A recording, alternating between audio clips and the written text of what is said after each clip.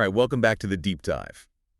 Today, we're really getting into the weeds with a fascinating piece of gear. We are. It's the AIDA Imaging HD3G-IPC-IP67 POV box camera. Our mission here is to decode what it does and why it's so important for modern broadcasting. Yeah, and what's so interesting about this one is that it's all about solving a real-world problem. We're in this age of IP video, but so many big venues still run on 3G SDI. The old reliable. Exactly.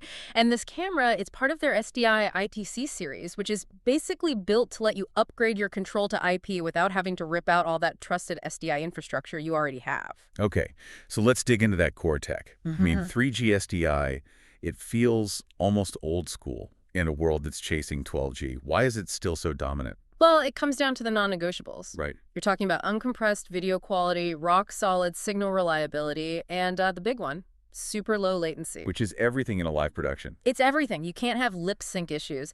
But what this camera does so well is pair that reliability with some serious toughness. Yes. This thing is clearly built for the real world, not just a clean studio.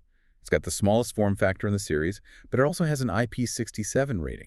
And that's no joke. That isn't just splash-proof. We're talking weatherproof streaming. You can mount this on a racetrack barrier, a ski slope, anywhere. Wow. And it's not just water. The operating temperature is wild. It can go down to -10 Celsius and all the way up to a scorching 50 C. They even thought about the little things, like the included 3-foot cabling to protect the inputs from stress. And you're still getting a great image out of it. That 12.8-inch CMOS sensor gives you a really clean 1080p signal at up to 60 frames. Okay, so this is where it gets really interesting for me, the connectivity and the control.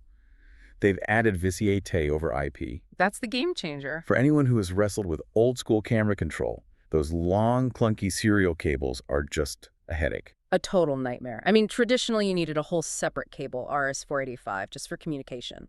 The shift to VCA over IP means you can just ditch all of that. So you're saying video, power, and control all over just 2 cables. That's it, especially if you use a network switch and the PoE dongle adapter they include. It simplifies everything. So here's my question then. If IP is the future, why keep the old RS-485 port at all?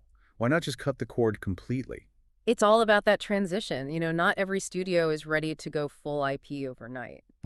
So it's a bridge. It is. By including both, you can plug this camera into your brand new IP network, but also your legacy control surface. It's just really smart design for productions in the middle of a long-term upgrade. All right, let's talk about the practical stuff. How much does this piece of gear actually cost?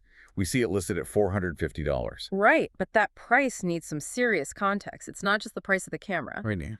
AJ added a 15% tariff on all their products back on October 9th, 2025.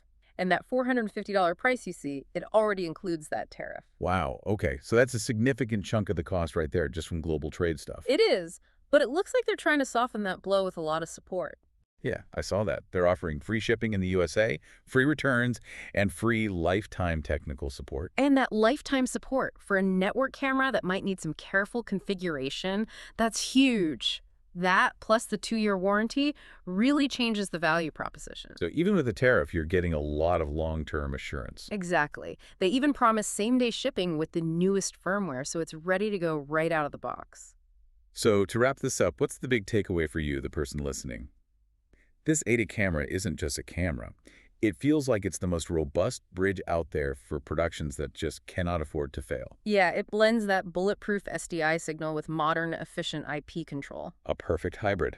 It is. And that leaves us with a final thought for you to chew on. Given that $450 price includes a 15% tariff, how might these global pricing shifts change how you think about buying gear? I mean, how do you weigh that external cost pressure against valuable additions like a 2-year warranty and free lifetime tech support? Something to mull over for your next big purchase.